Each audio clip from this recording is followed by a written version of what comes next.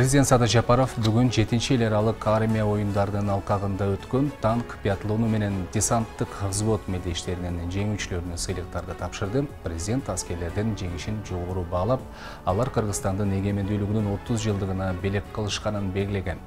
Армия эл аралык аскер оюндары акыркы 7 жылдан бери көптөгөн мамлекеттердин арасында өткөрүлүп келе жатат. Жапаров танкачылар 31 августта эгемендүүлүк күнүндө жеңишке жетишкенин, ал эми эң мыкты даярдыгын десантчылар өлкөнүн куралдуу күчтөрүнүн келечектеги офицерлери көрсөткөнүн айтты.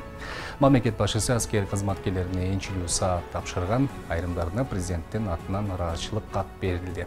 Мындан сырткары танк, биатлону менен десанттык взвод сынактарынын катышуучуларына акчалай сыйлык катары президенттин резервдик фондунан 1 миллион 880 миң сом бөлүнгөн. Ауганстандык качкындар Амударияны кечип Өзбекстандын аймагына кирүүгө аракет кылууда. Бул тууралуу жергиликтүү тургундардын айткандарына таянып, Азаттыктын өзбек кызматы жазып чыкты. Сурхандария облусунун тургундарынын айтымында, оогандык качкындар колго жасалган кайык салдарды колдонуп, айрымдары дарыядан сүзүп өтүп, коңшу өлкөнүн аймагына киришкен.